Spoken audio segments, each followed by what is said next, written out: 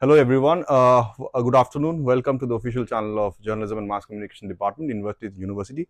Today we have with us a very distinguished guest who is Professor Manyam. Professor Ramesh has been a very distinguished academician, industry veteran who has significant contributions in AI and we're researching upon that. We welcome you, sir, in this department. Thank you for your kind words.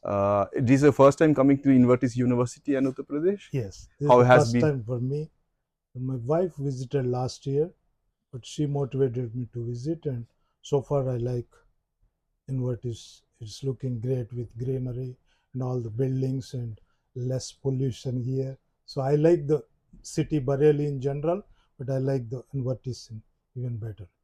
Okay, so to give our audience a brief profile of Professor Manyam, he has completed his BTech from Warangal, NIT Warangal 1991. He has done his MTech subsequently in 1993. After that, you migrated to US, where in Georgia State University did you MS from 2020 to 2002, and in 2019 you were awarded doctorate degree in computer science and engineering.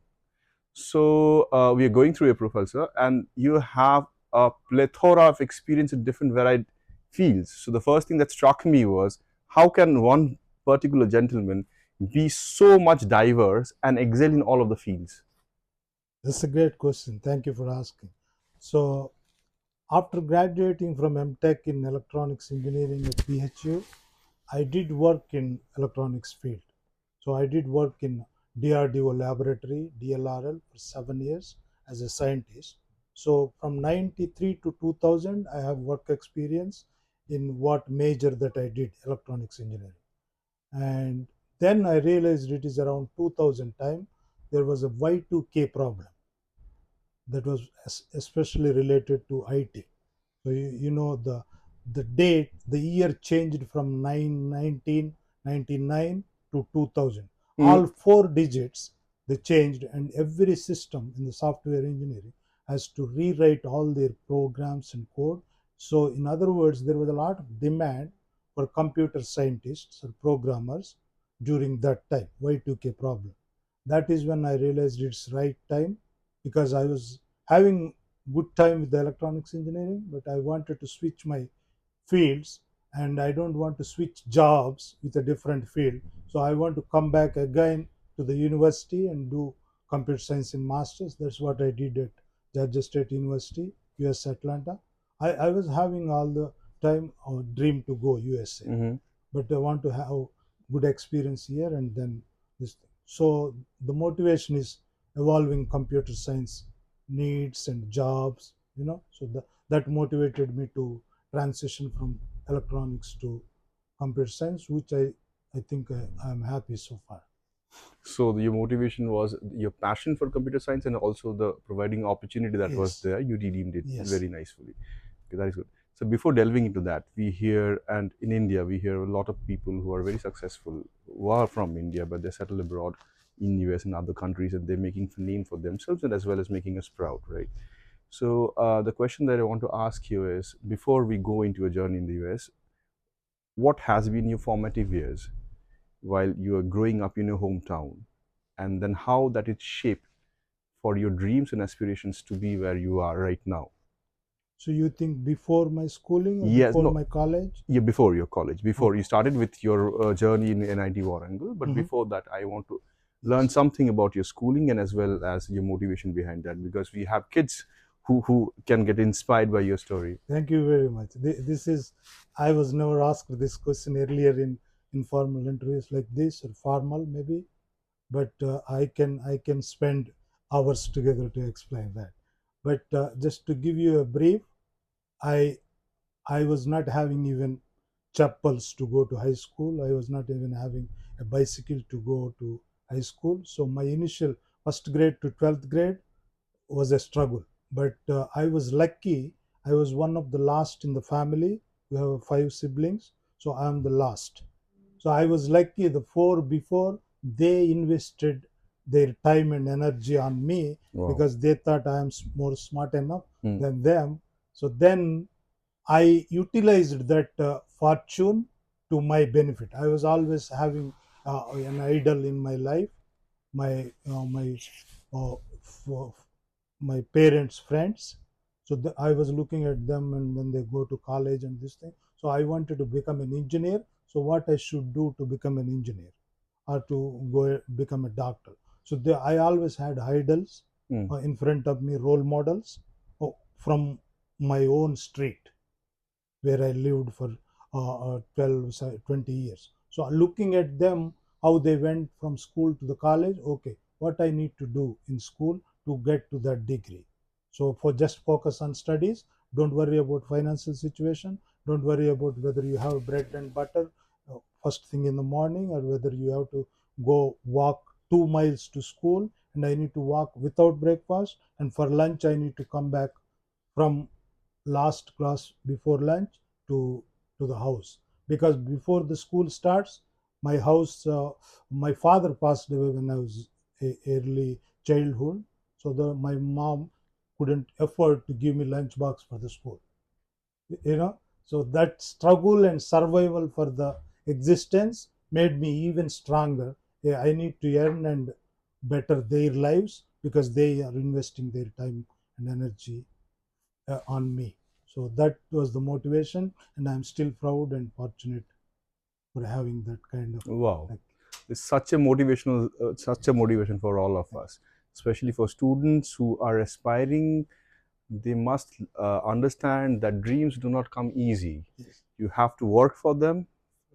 From Professor Manyam's story, it's so touching that a small boy in a small rural district, I guess, and from there to yes, dream such a big thing and achieve what he wanted to, such an inspiring story, irrespective of the challenges that you faced, you are here. yes, Nowadays, what we find, thankfully, the education system that was there 30 years back is better but now, but still we have our problems. So if I have to ask you, you are seeing India, you have seen India from mm-hmm, close quarters, and I'm mm-hmm, sure you're in touch with your colleagues and fellows and classmates and students here, and you are seeing the education system, the elementary education system mm-hmm, in the United States as well.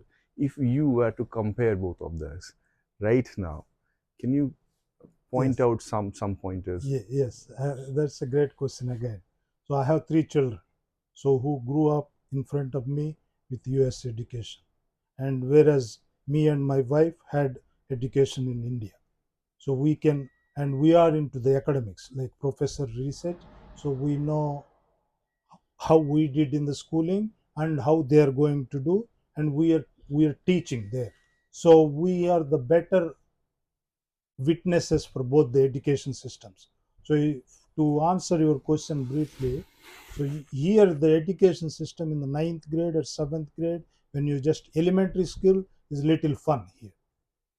After that, you always, by the time you reach 10th grade, you always have motivation or pressures from the parents or the peers. You need to get engineering degree or medical degree or law or something, and you start your coaching from ninth grade onwards, different coaching centers in addition to all this daily classwork. It is not that pressure from first to 12th grade in US. Mm. In US education system, at least in school, you will have goals, but it is smooth, fun. So you know the first, there is 3 systems there: elementary school first to 5th grade, middle school 6th to 8th grade, high school 9th to 12th grade. So when you want to apply to the college, it is nothing like exams here. You need to give common entrance test. There is a common entrance test like called SAT for the Mm. college admission. That is on your either science majors or English, but that is built up. You know, you don't have to prepare separately going to the tutoring, and unless you are below average student. If you are believe that you have the stuff and your parents can help, so that system there, you don't have to read every day. No, you have to read every day, but in small quantities, not like one day exam. In the final exam there are no pressures on the finals, because you do every day some project or something. Mm-hmm. In other words, there is not much pressure to memorize and read and this thing. There's a lot of fun. You do some small projects, your passionate projects, you apply all your smartness in that project, and you still pass that class. But The college admission starts from ninth grade. There you have to build all-round development. It's not only academics. They see when you want a college admission like in Invertis, not only the percentage of marks that you have in ninth to 12th grade. They see how your extracurricular activities, whether you play tennis or sports. So what is your contribution in voluntary clubs or something? So their education system is a part of the learning process. It's not, you don't feel like you are required to get a first class. You will ultimately if you spend every day. Does that Yeah, there's one addition to that. That's a natural question that comes, right? You have seen talent on close quarters from there, and also. So if you were to compare, I know it's not fair to compare talents of any countries. Every kid is special in its sense. But do you see a dearth of talent in India? yes, so, no, I don't see No. depth of talent in India at all. We have a lot of talent in India.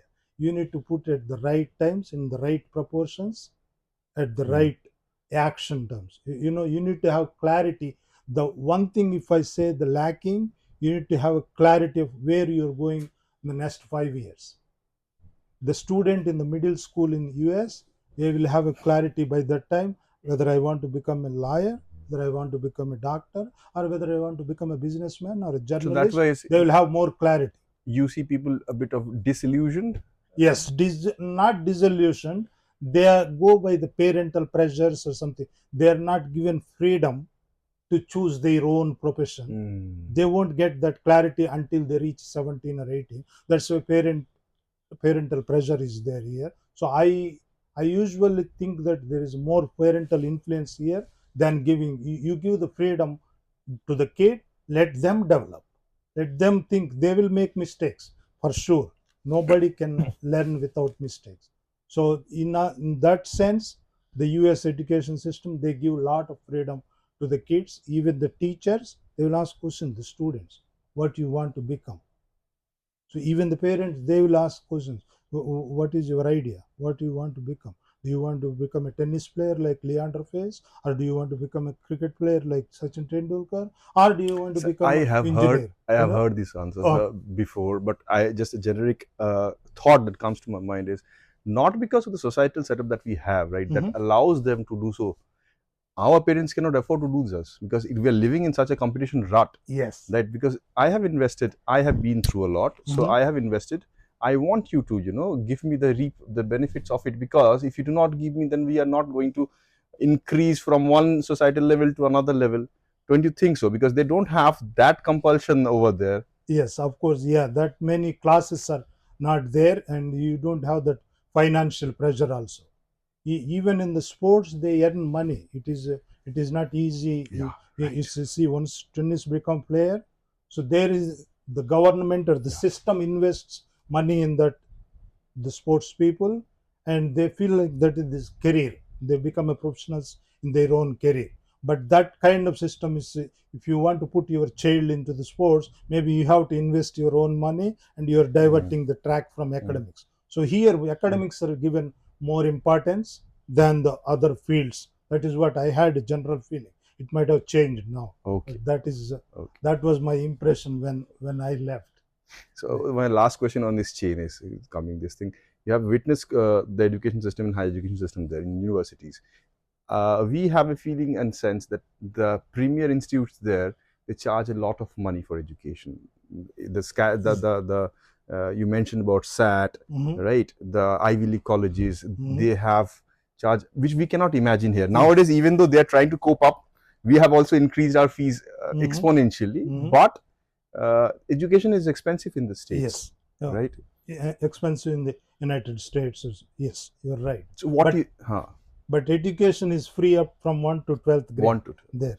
The city government and everything, you pay nothing in public schools. They are equally talented in like private schools there. So you don't pay from 1 to 12th grade. So what parents do there is they save money for the college in during these 12 years. And tuition, there are scholarships everywhere. You can, if you are smart enough, you can get merit scholarship. And you, my sons, we didn't pay a penny for their college degrees. And there is another reason. We are working universities. If So I may if you, ask, what stream has he? I mean, what subjects are you studying there in so college? my eldest daughter, she left India when she was 3 year old. So she was doing pre-K here and all her education there. So we didn't pay a penny till she's doing MD now. So Oh, she, for the BS neuroscience, she did bachelor's neuroscience, and she studied in the same university where my wife is working, Mercer University. And if you are a faculty in that university, your child education is free. wow. So, if to answer your question, parents need to plan the financial things, not their field. Mm. How to, they will invest only up to college, and after that it is on their own. After you become 18-year-old, student is eligible to get their loans. So the parents don't invest their all their earnings on the children there. They will invest only to certain extent until 18. After that, you can work in the campus. They Okay. work in campus while doing bachelor's degree. See, first year students, second year students, they work and they earn their own money, at least for food or some rent, and the tuition they can take loan if they don't want to depend on parents. But for my 3 children, I'm not paying any penny because they get some grade in the high school, they're 80% merit or something, and you have scholarship provided. If you are in UP, if you study in UP, there is an in-state tuition. Mm. If you want to go to AP from UP, you need to pay out-of-state tuition. So like that, if you are in US, if you are going international, you are out-of-state tuition. So there is a lot of difference between in-state tuition and out-of-state tuition. So we planned that all 3 children studied in state. I have chosen Atlanta City, keeping that in mind. All whether they go to the college within the state. It is in Georgia? It is in Okay. Georgia. It's like Georgia Tech and Mercer University and Emory University. That's why I've chosen that place where you have several colleges and several fields. If they want to go, I want them between 18 and 21, still closer to home, so that we can make visits and we can interact. So otherwise, if you go out of state, you lose control, you lose connection, and they can go to any friend circle, and from then on they are on their own. We cannot say any word Right. to the children there. Right. So, classic problems with the yeah, the diaspora. tuition, it is the popular impression is tuition is costly education, but you have ways to save money. Ways to save it. So coming across back to your this thing, we have seen that you have transitioned a lot. Your career choices from electronics, and then you have been working with DRDO. That was a defense organization, and then you worked with healthcare systems, and then now AI. So these choices do not come naturally to us. We are evidently repulsive to change and exploring other opportunities and challenges. What transpired you to boldly jump from? Was it interest, or was this opportunity at the right time and taking right decisions? One is interest, and one is my childhood. I wanted to think big from Right. childhood onwards. Hey, you don't know your potential. If there is one thing my father told me when I lost my father when I was 16. If it is one thing he told me, that just today there is a seven habits of highly effective people, and those are the top 3 habits he told me during those days. My grandmother and father, they told me these three habits that I still follow.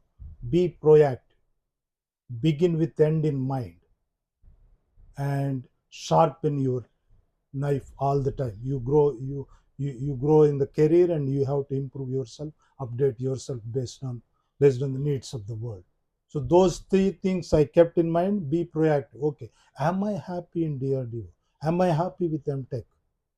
Okay, I may be happy for few years. Hey, I need to do something big, something more. So that came once because of my situation in the childhood.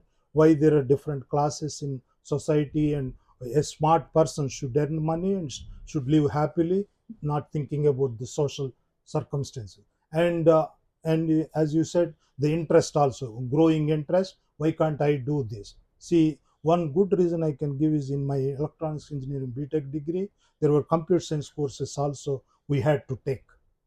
That time I was weak in computer science. So I postponed the exams from March to September. I didn't fail, but I dropped then and gave the next. Then I had that in mind why I was weak in computer science. And today I can proudly say that I have a PhD in computer science. So I didn't have that time in 18 or 20 years that much clarity, but I know that I have to do this to get out of that phobia, the computer science. So that led me to the computer science. Once I went to that computer science masters, and I was in good job and comfortable living, and then okay, I'm going on. The time is going on. What better we can do? That kind of inquisitive nature and interest to outperform yourself every day. So I don't know if it came naturally to me, but doing looking at the society and the needs. Okay, if you improve in your major or if you get into the job, and another one is just going from one job to another, it raises your salary also. If you want to if you want to be at Invertis 5 years, you need to work like anything. You get a promotion. But if you work 3 years and you do some side learning and on the job, and you have a mind that I have to, from assistant professor to associate, I have to become in 5 years. You could there in US, and you can jump to another university, or you can work hard in the same university. So in other words, you have to have clarity what I'm going to do in the next 5 years. Right. So that clarity is a little bit lacking in the Indians, because we are over occupied with other disturbances like iPhone or whatever this thing. That came natural. That's what I observed in this 1 week. We don't people, if you are determined, you need to reach there. Either parents or the student, they will have in their own mind set goals. Right. So this is common knowledge now. It's very interesting to understand that what you did 20, 30 years back, 25 years back, it's nowadays coming to common parlance through LinkedIn and other social medias, that you have to be proactive and branch out your income streams, and you have to switch from one company to another company, all of that. But back at those days, 25 years back, you took that decision. That is very, that was a risk. Yeah, that was a risk, and yes, also it paid off, and yes, it seems inspiring right now. So, sir, we'll come to the story of AI and your varied experiences, all of these fields. I am sure you're the best person to answer, what implications can AI have across all the streams. But before coming to that, I want to ask you, for your students, for a layman, what is AI? Okay, it's as the name implies, artificial intelligence. So it is the intelligence learned artificially through the data that you feed to the machine. So the machine learns things from the data or library that you give, and it gives some decisions and some outcomes through the machine learning. It is nothing but it sees the data patterns. Like suppose if you have a heart patient, so how risk you are to get a heart attack, right? So you need to have some symptoms, right? So you see that you take the data of 1,000 patients previously who hit with heart attack and how their conditions, and you feed that data to the AI model, and 1,000 plus one patient, it reads all those, compares the data of the 1,000 patients, and it gives the output. Okay, you are having these same characteristics like the other people that they had, and I'm projecting. So the AI it reads the data patterns and it gives you some results, either predictive or generative new results. So does that briefly answer your question? That was a very wonderful answer. But the thing is that, sir, if you can simplify further a bit for our Okay, students. yeah. So in broadly, there are two fields within the AI. So there is generative AI and there is a predictive AI. So generative AI, I will give you an example like Chat GPT, Gemini, it generates new data. So if I go to Chat GPT and I ask what is Ramesh Manyam's profile, it goes into different Ramesh Manyams who are available on the internet library or digital library, and it picks some random thing and it gives you Ramesh Manyam's profile. So it generates new data based on your question and the historical data on the Ramesh. So that is generative AI. So like you ask how to take an interview, for the mass communications, this thing. And you need to have, it will generate some answers, some description. You need to have a good facial expression, you need to smile, you need to have a good posture. So it will give all that, this thing, based on the data that it has in its digital library. So it is generative AI. There is another predictive AI. It predicts the future events based on the past events. So it gives you the predictive score, prediction accuracy, or how risk you are for a certain disease, or how risk you are if you take these tablets, or how you risk you are to get COVID-19 if you have these symptoms, based on the previous data of the COVID worldwide, whatever data you have in that model. So basically, generative AI, predictive AI. Generative AI is also having a natural language processing. So that behind the scenes, it compares the text. So it reads the text and it keeps it. And when you ask the question, it compares with the text and it gives the similar text. So that is what we call it a large language modeling. Large language model. LLMs, and right? LLMs. Okay, so and the basic process behind is natural language processing. The mechanism that the large language models work is they compare the text. Understand? So right. now there is another Google search engine. If you ask the same question Google, it gives you thousands of results, right? You don't know which one is the correct and which one is this thing. That's why generative AI is so popular today. It summarizes all that data and it gives you one paragraph thing.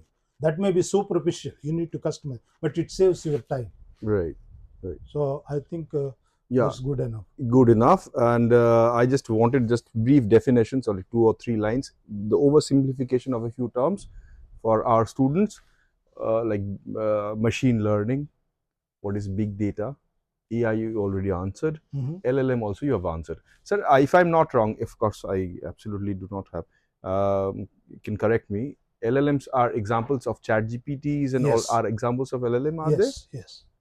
Right. So these terminologies, the big interesting terminology that we keep on offering, hearing in Instagram, in Facebook, and all of that. If you can simplify in 2 or 3 words, what you say them, like machine learning and big data. Big data and large language models. Yeah, and machine learning. Yes. Okay, the machine learning first. The machine learning is a subset of artificial intelligence. Artificial intelligence is a broad field, superset. So if I'm interrupting you for a second, artificial intelligence is can we say that it is a kind of programming that has been fed into machines? Yes. Okay. So programming that is fed into machine, program plus data. So the program will read the data, reason it, and take some logical steps, and then they will throw some output. So it is programming in any language like Python or R or Java, plus reading the data and making decisions. So that is superficial AI. The machine learning, what it does is, it is supervised. There are certain subsets: supervised learning, unsupervised learning, and reinforcement learning. There are different subsets. What it does in the broader sense, machine learning is the machine learns from the data that you feed to the model. So the machine will have some data already fed to the model, and it learns and it makes some predictions through the available data and predicts future events. So like you have, I will give you one simple example. As last year in BS mass communications or BA mass communications, you have 50 students, and next year how many students will come? You out of 1,000 applications, 50 got admitted.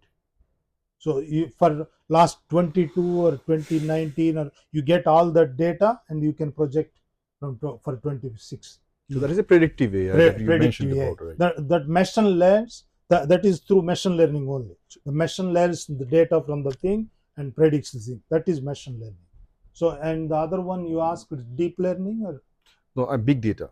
Big data is nothing but it's data size, like gigabytes or this thing. So you have 10 years of data, right, 20 years of data with different patterns or imaging. In the data you have either text data or image data or audio data or even video data. So the more the data and the bigger the data that you can't handle with the normal databases, that is the big data is the it is actually means the term. So the size of the data. So like in the healthcare, I explained in one of my sessions, it is like you heard about megabytes, Yes, gigabytes, yes, right? right. There is a few more terms after gigabytes. So the Facebook data, you know what it is? It generates 4 petabytes of data every day through your messages or phones or Instagram audios or whatever the petabyte. But in the healthcare, US whole healthcare system, all hospital data, it is zettabytes. It's thousands of thousands. You have a big scale. So the data size, the big data means it is large data that you cannot handle without machines. So that's why you have large data available, you analyze and through machines. That's why artificial intelligence is becoming more and more popular because it doesn't have to memorize like human beings. So it reads the data and it keeps in its memory. Memory is not a problem for the AI. The only thing is you need to have the infrastructure that to handle that memory and the data center. So the big data is a big field to Okay, explain. okay, okay. Yeah. I think that a lot of the basic questions of there has been covered. Coming from this, I want to ask you, since it has been, you have very skillfully and very adeptly, cleared out doubts of what AI actually is. I want to know about its implications, right? In different variations, different sectors like healthcare and judiciary and defense, and also education, that we are education. I'm sure a lot of the students that we have, not lot of the students, 90%, 99% of the students, they use the LLMs, and for sad news for us, because they do not do assignments anymore. The implication that they have is they copy and this thing and then come up with it within 5 minutes. They make prepare PPT. Sad, but that is, I'm seeing a matter of concern, because earlier when you used to write the assignment for themselves, they had to go through all the text and facts and then read it and write it. That was a process through which at least 10% of the information would go to their head. But nowadays what they're doing is everything they're doing So the AI thingy, and what comes out is a simple thing. We don't have to say anything because our syllabus is like that only, Okay. right? So my question to you is, what are the impacts of AI that you foresee in now and the near future in healthcare, in defense, and education? So impact of AI on the Yes. marginal to mediate the medium impact in the field that you choose from. Like healthcare, I can talk more on this. See the healthcare applications. See, suppose if a patient comes to the hospital with a certain disease and you need to prescribe medicines, right? So the doctor doesn't have to memorize anything. What is the symptoms applied to another that disease? He can just read those symptoms through their model, Right. and he is susceptible to fever, or maybe you to use this Right. is the medicine. So it helps doctors. So finally, doctor has to take a decision. Right. So the decision support mechanism to support your decisions, it helps to a certain extent. And even after the surgery, what is the post surgery care, the preventive care or follow up care? That way you have the previous data. AI models can help the clinicians, nurses, or even the paramedicals and doctors and hospitals to help certain to make their job easy. They will not replace their jobs. The only thing is they have to run the data through those models to make their job easy and to make their decisions easy, but pertaining to that Right. field. So that's such a relief, and also at the same time, a palpable sadness comes over, because I imagined the role of AI. I'll tell you, even though I had structured this question later on, but from my concern and whatever talks that I have with people I know of, have some knowledge about is the state of healthcare in India is absolutely palpable. That is not a secret, right? We are overburdened with patients, and the staff is absolutely, very limited staff, and that has been the case in judiciary and other sectors of the field as well.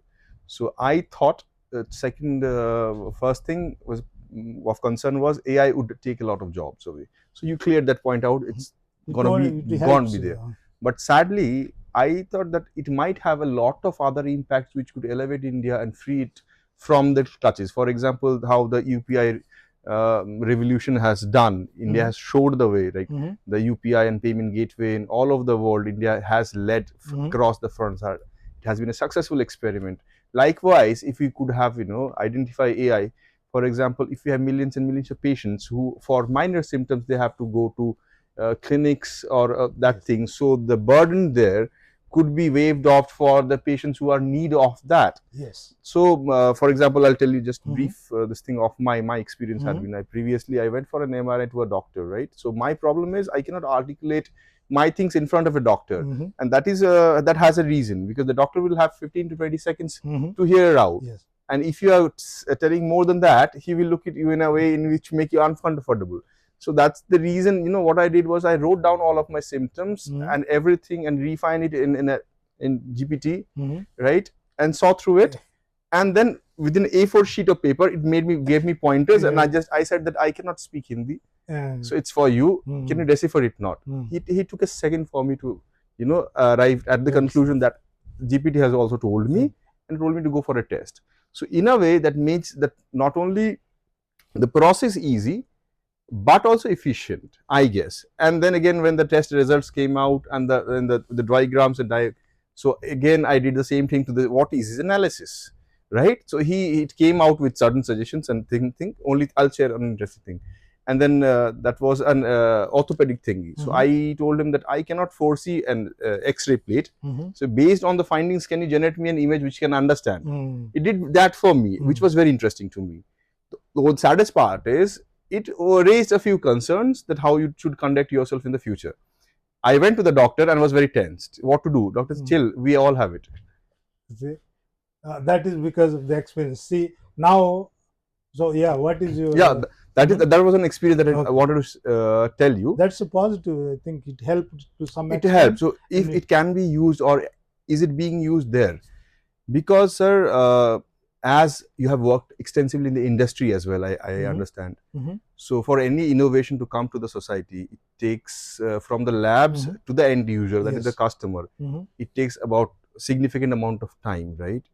About a decade or so, whatever it is. So whatever you may correct me, please, sir, because whatever we are having now, right now, I believe that has been already been developed 7 or 8 years ago in the US, and now the ChatGPT or the models that we are having, accessing.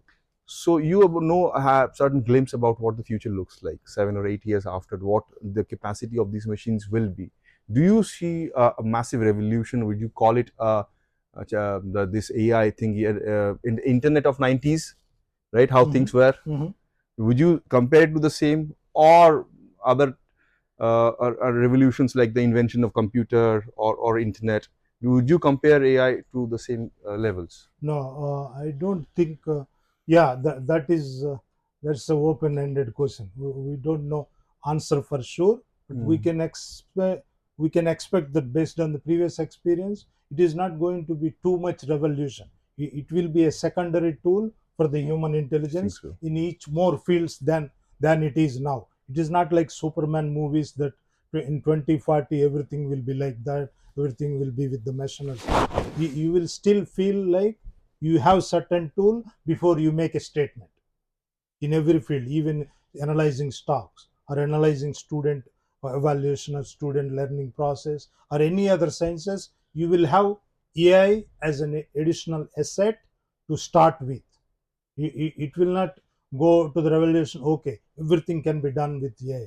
See, now when you call a credit card company or when you call a hotel, so you will see automated voicemail, right? It will take only to a certain extent.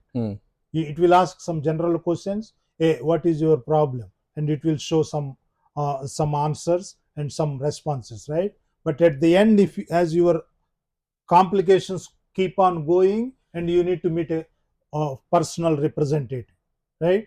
So that to some extent, that virtual assistant or even the phone, automated phone, similarly AI model also, it will help to some extent. It will not revolutionize the whole scenario that can change, cut down jobs or cut down the manual things. Mm-hmm. You know what I'm saying? Mm-hmm. So in each field, it will have its own presence. That is my bottom line. But the thing is, you still need human beings to make Of course, of course. final decisions Can on. you give us a few glimpse of what is to come? Like, you are aware of the futuristic innovations that are happening currently with AI. Like, for layman, if you can say that, this thing will be possible after 5 years or whatever it is. Yeah, it is nothing is comes on the top of my mind because I didn't expect this. So the only thing is, suppose you have maybe healthcare, I can say Hmm. you have a surgery. Right. So whether this patient needs to go for surgery, he can wait, or he can go for the surgery. Once he goes into the surgery, now whatever is done by scissors or the manual thing, so it is already there. I don't know Robotics. how far it goes. They will insert a camera Mm-hmm. through your skin and this Mm-hmm. thing, and the doctor watches on the screen, and then they will produce the tools and the measurements and whatever. So he sees the all inside first, and then they will throw the so more machine based mechanisms in each field will improve, but I don't know to what extent it will go. Okay. So, But the research certainly is going to make a difference. So the research in every field, they will use AI models, machine learning. Earlier they are using statistical learning mm-hmm. methods. Now they use machine learning, AI, at least for the research part. And Mm-hmm. once it gets to stable product, then it will come to the industry. So yeah, to answer your question in a simple layman, you can see I'm struggling to answer that one. But to expedite this thing, if you have either healthcare industry, it will certainly ease the hospital providers, the insurance companies, and doctors and nurses. that is in United States or in India? Where do you see that? India, I have no idea. No idea. Right. Because I don't want to make wrong Right. conclusions. Absolutely. But the talent wise, like we started our conversation, Right. talent wise, there's no depth of talent in India. The only thing is maybe comfortable living, or maybe with my degree, am I earning good enough? Mm-hmm. So the talent wise, there may be more talent. The only thing is they may not be getting the Mm-hmm. return on investment. Mm-hmm. So I think we're diverting from QA session to another topic. Yeah. Right. Absolutely. We should go to the next question then. Hmm. Hmm. So yeah, you have answered most of the queries that I had. Like, I had a question about how if our interview had to take place 10 years from now. But the thing is that you have actually calmed down certain anxiety of ours, which we are feeling, right? Mm-hmm. The role of this thing, because I see it and I perceive it in classrooms, and also if things go like this in 10 years time, we teachers will not be of many values, because what we see the thing is that after the coming of the video, interactive video through YouTube and stuff, and Mm-hmm. accessibility, we did not have much access. But after 2018, a phenomena happened here called the geo revolution, where the mobile Mm-hmm. phone, where everyone are accessible. Mm-hmm. Nowadays, the YouTube videos teach the students far better Far than what better than we the had teachers. learned in our Mm-hmm. colleges, Mm-hmm. right? So Yes, yes. we had very interesting, beautiful teachers who thought provoking, inspiring, and motivated us. Mm-hmm. But at the same time, we had very inefficient ones too. That is plaguing our education Yes. system, and that is Mm-hmm. like everywhere. I do not think that's an Indian problem, Mm-hmm. but that is. Yeah, that is a great question. Actually, if you learn through YouTube videos, there is a difference from uh, in-person teaching, in-person learning, than Mhm. virtual learning. So you want to cut it here, or No. Just I'll okay? just Oh, conclude. okay. I am taking a lot of time of Okay. yours. We'll just yeah. So if sir, if you had to give some advice to the students who are interested in learning AI, or where they can make use of certain applications like Gemini, Mm-hmm. Bard, Claude, Mm-hmm. Copilot, and to learn where to make use of them, better use of them, because all depends on the giving your still now for them it is like giving commands and then getting answers from that and using it efficiently. Do you suggest any programs or certifications or institute or online resources where they can make use of? No, you need to go to the branded universities that offer virtual programs, Okay. not any university on the internet. And just because it has a building in US Mm-hmm. may not be good on your resume or CV. So you need to go with the standard universities that offer in-person learning there, Okay. and in addition to that, online learning. If their branded universities Right. already popular, and then, because the reason is all these virtual tutorials videos, they are made by the real faculty, Mm-hmm. they are made by the branded faculty of the university. So if the university has a good faculty, even whatever program they offer online or even in person, they are equally weight. Like, I would give one example. Learning from Coursera or Mm-hmm. online course Mm-hmm. is different, 8-week crash course, Mm-hmm. than learning in an Ivy school university. It is always there, right? But if you learn the same Coursera course Mm-hmm. as a certificate from the university, it will have a different, because those curriculums are made by different faculty Right. members, right? The online thing, they will go by commercial, how many modules they send, how many modules they purchase. So they have the same material, they won't update. It goes by like mission. But in person one, they keep on updating Mm-hmm. based on the contemporary technology. So Mm-hmm. that is what I feel like. Even though you do certificate courses, do with the popular schools. Good. Right, right. My last question as we come to the conclusion of the university would be, what would you suggest for specifically the students of Invertis University here and nearby students of Uttar Pradesh if they want to follow your footsteps? Our students are a bit allergic, even though to they have opted different streams, right? But to get where you are, to follow your footstep and be very successful, and the kind of Yes. achievement that you have achieved, sir, what The would be the mhm. advice that you would want to give them? I will again quote the one that I quoted in my lecture. First thing, it is natural that we don't have clarity in the 20s.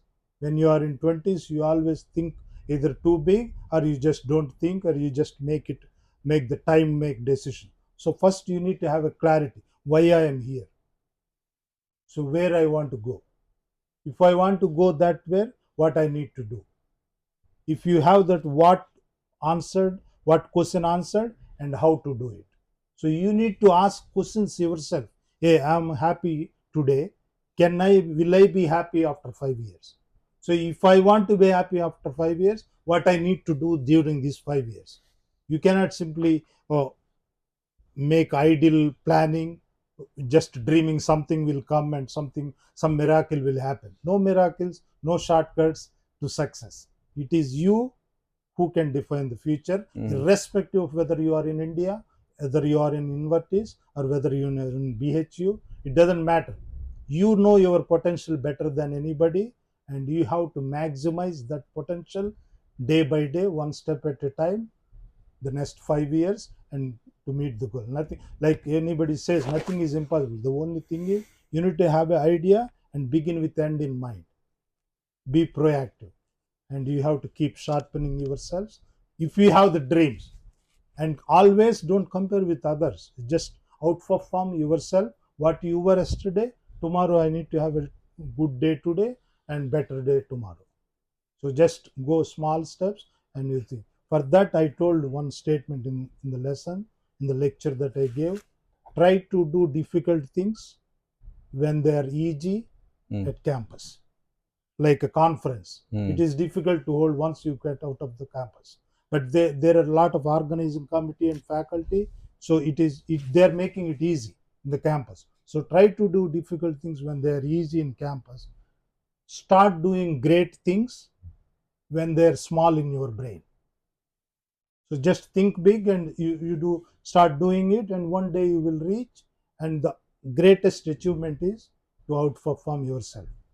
That is my message for Thank you the so much. Thank you students. so much, Professor Manyam, for being with us today here. Your valuable inputs have been so inspiring, I guess, for all the students. They will be very much beneficial for us. And thank you so much again for coming. We look forward to hosting you again. And for the viewers, thank you so much for staying in. We will see you next time. Thank you.